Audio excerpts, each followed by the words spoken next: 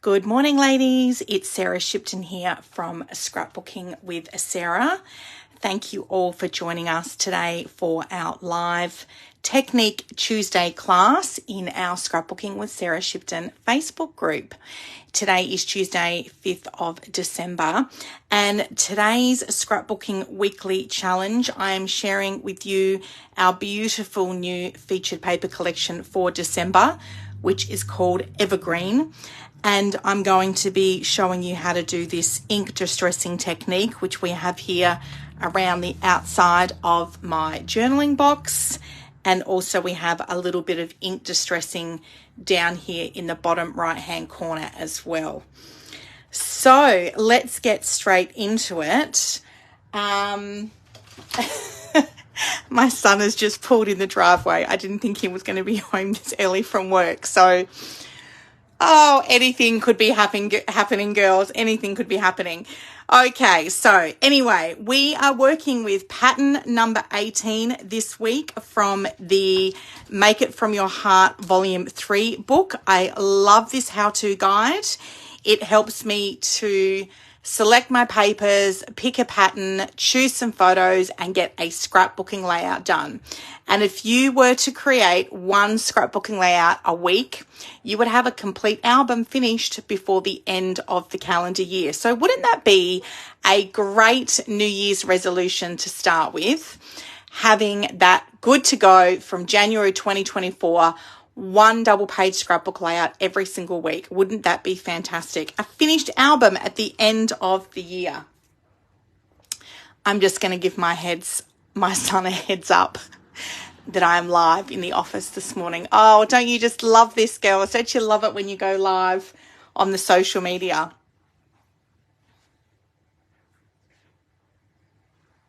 Okay, so pattern number 18 is on page number 40 from your Make It From Your Heart how-to guide. And as I mentioned, we are working with the gorgeous Evergreen collection. Okay, so let's get into it. Now, these photos were taken at Sundance, which is a gorgeous high-end ski resort up in the mountains above Salt Lake City, and I was very fortunate to have been taken there. Now, I have scrapbooked some of these photos already. However, one of the things that I love to scrapbook are photos of things that are actually happening around me, so I can really get that sense of, you know, like the textures in the wall, the sound of the running water. I just loved this gift store and the layout. It was so quaint and so cute. The smell of the pine trees was incredible. And so when I take photos of those types of things and when I scrapbook them in my album, it gives me such joy to look back on those photos and that time, because it really does transport me back to that moment and that experience. And I have to tell you, going to this resort is absolutely right up there with one of the most incredible things that I have experienced. So Sundance is a resort up in the mountains. It was founded by Robert Redford, and it was a place where creative artists in the movie and film industry could come to and do like workshops. And so it was just really spiritual. I felt really connected to it while I was there. And so taking photos of these types of things really does inspire me when it comes time to doing my scrapbooking and my journaling. So I've chose those photos to work with the Evergreen paper collection this week.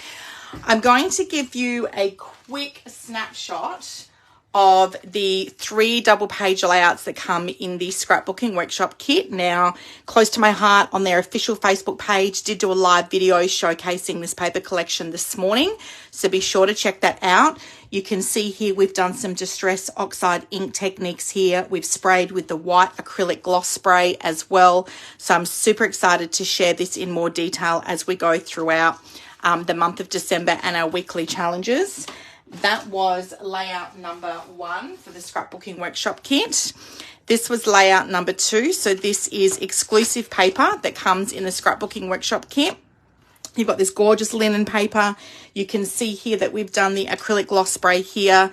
We've also done some of the Distress Oxide inks over the top of the embellishments. We've used the acrylic gloss spray here as well. So this is the white acrylic gloss spray, which you'll find on my website. I will post a link in the comments to that, so you will be able to find that easily. This is layout number 2. I haven't popped photos on these layouts as of yet because I'm still thinking about what photos I'm going to put on there. Now, whilst this paper collection has a very wintry theme to it, you could definitely use this for outdoor photos. I know there's a lot of heavy winter and snow-based themed photos in the catalogue showcasing this paper collection, but you could absolutely use this for other outdoors photos. I love this technique here where we've used the die cuts. So the Scrapbooking Workshop kit comes with sheets of exclusive die cuts, and you can thread this through your layout like so. And then you can see here we've done the distressing with the Oxide ink underneath before we've put this die cut pattern over the top of the scrapbook layout. So fun, and no cutting required. It all comes as sheets of die cuts in your scrapbooking kit. So you just punch them out and pop them down. So a couple of things that I've done with this particular layout here is you might have noticed it in my scrapbooking layouts that I just shared with you there, and I mentioned that it comes with some exclusive die cuts. Now, these are really big die cut shapes, and what I've done here is I actually cut my die cut shapes in half. So I didn't need to feed the entire die cut. You can see in this example here, we've got the die cut which will go up and underneath the cardstock. Well, I've actually cut that die cut, so it's not like a whole die cut underneath the cardstock. So by doing that with your Scrapbooking Workshop kits, it can make your embellishment stretch a little further. And you can see here where I've layered the die cuts one on top of each other, and that's how I've ended up with this die cut embellishment here. These were leftovers from my Scrapbooking Workshop kit, and so I've used some of the music paper. Now, the music paper was left over from my Scrapbooking Workshop kit. This pattern paper here is from the Evergreen paper pack. So there wasn't enough left over for me to do that. If you are attending my workshops in person, then I do have individual sheets of paper that you can purchase in bulk. Otherwise, you will need to invest in the Evergreen paper pack. Now, I've done that embellishment focus here. I've also used the Evergreen die cuts. So these were an additional purchase. You get 2 sheets of die cuts for $14.50. One sheet of the die cuts is in white, and the other sheet of the die cuts is in this craft color paper. So you can see that I've just added a little embellishment cluster here. This green Evergreen was left over from my Evergreen Scrapbooking Workshop kit. The sticker was left over from my workshop kit. And then I've used some of my leftover dots from the Silver Bells dots. So I got a pack of these dots in the Silver Bells Scrapbooking Workshop kit, and I've actually used them here as leftovers on my layout here. These stickers were left over from my Scrapbooking Workshop kit. In fact, I actually cut that postage stamp sticker in half, and I've just tucked it down underneath my photo. The remainder of that is on one of my Scrapbooking Workshop kit layouts.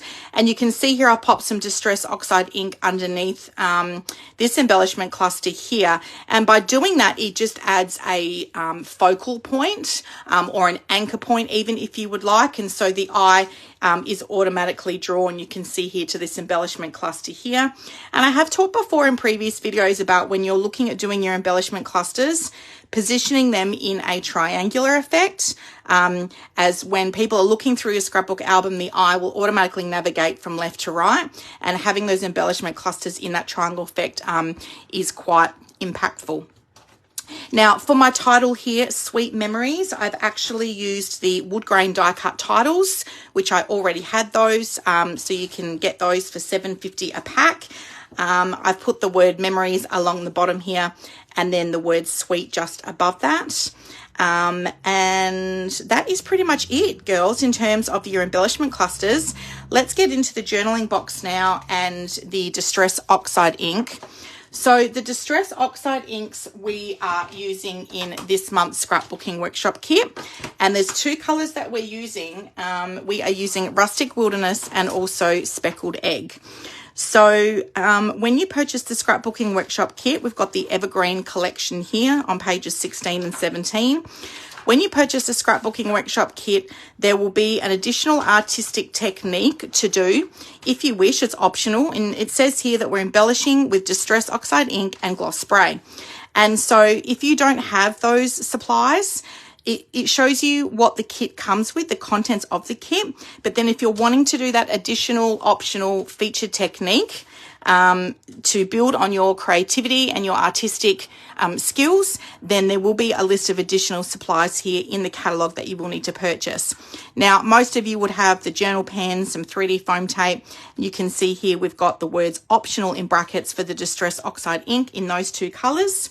The gloss spray as well, and then of course you will need a packet of blending brushes. So if you're not doing those artistic techniques, then you don't need those additional supplies, but I think you will agree with me after seeing those layouts that it does really add a beautiful artistic touch to your layout, and it helps to build your confidence with your skills as well. So typically what I do when I'm investing in my scrapbooking kit, I will purchase the additional supplies so I can learn to create with them, but then I can also teach you how to create with them as well. So you don't necessarily need to go and buy every single colour of Distress Oxide ink. And in fact, we only now have certain colours available in that 2-month time period anyway with our seasonal 2-monthly catalogues. So the thing I love about that is I'm only investing in what I need to buy. And then while I've purchased that, I want to be able to use that multiple times throughout my projects in that month, teach you how to do that, get really good bang for your buck as well. But also then you've got them to use for other projects later on moving forward. So with your Distress Oxide inks, girls, for the purpose of my video today, I am going to lie down my all-purpose mat only because I'm working on a white bench and I don't want Distress Oxide ink all over my bench. So I'm going to pop that down here. I'm putting it the tacky side down. So this does have a tacky side. I'm putting that the tacky side down, and then that way it's going to stay in place really nicely. We've got the Rustic Wilderness here and a Speckled Egg. I'm going to use the Distress Oxide ink on the Acorn cardstock, so you can see how this technique here turns out. So I love that the ink colors actually coordinate with the featured paper collection. And when you're looking at a featured paper collection, the thing that I love about this as well is that we actually indicate which of our colors, so these are our cardstock colors and also our ink colors, it actually indicates which of our cardstock and ink colors coordinate with that paper collection. So when I come to do my weekly scrapbooking challenge, I will try to use my leftovers from the kit first and foremost. And if not, I'm like, right, what color cardstocks do I need to use? So it tells me here that Acorn and French Vanilla are a complementary color. So I grab my photos out. I might pop them down on some of those different color cardstocks to see which one looks best. And I really love this new Acorn color, this brown. It's very different to Toffee when you start working with that. So by popping the inks on your cardstock color, you're just adding that focal point. And it's really just a matter of having a play around with it as well. So the green actually came up really nicely. Now, I have talked about blending brushes before, but I will touch on them again in that what I've done is I've invested in 3 packs of blending brushes, and then I've split them up into color groups. So using my catalogue in the Essentials catalogue here, I looked at my color groups here. So this is on page 14 and 15 of your Essentials catalogue. I looked at my color groups here and then kind of bunched them up together. So I've invested in 3 packs, and I've got a pack which I've labelled for reds, pinks and purples, one's for blue, greens and yellows, and then a remainder pack for the oranges, browns, greys and blacks. You can rinse your blending brushes out, girls, after you have used them. And for the purpose of today, I had not done that yet because I am teaching you. You might be wondering where my other blending brush is, and if you've been following me on the socials, you will see that I've invested in one of our desktop tool holders. And so what I've done here is popped my frequently used tools here in my desktop tool holder, which clears up my workspace. I've condensed from 4 tables to 1 over the holiday period. So I'm now working in my room at this desk where I do my teaching. It's now also going to be my creative desk for the next several weeks. And so investing in this desktop tool holder was a game changer. I've got all my bits and pieces in here and it's nicely organized. As you can see, that's where the blending brush is. It fits my journal pens, shimmer brushes, my quickie glue pen, tweezers, micro tip scissors, my pickup tool, and also my small round water brush. If you've got one of these little babies, then please pop a comment below with which tools you like to pop in your desktop tool holder. So we've got our Distress Oxide ink here. I've also got some scratch paper here. And what I'm going to do here is dab my blending brush into my Distress Oxide ink. And then I am just going to tap off that brush there just to get rid of that excess there. And I'm just gradually building this ink color up and over my cardstock, just going in circular motions. Obviously, the more pressure you're applying, the darker the color will get, or you can do what I'm doing here, where it's just a gradual build up of color until you get the desired effect. So super fun and just a great way to add a little bit of color to your cardstock. So you would leave that to settle for a little while. Now the Distress Oxide inks work a little bit differently to our normal ink pads. So these are our normal ink pads.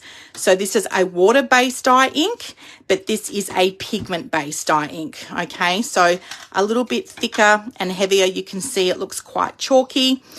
So you want to make sure that you give your blending brush a really good clean out after you have used that to get all that excess ink out.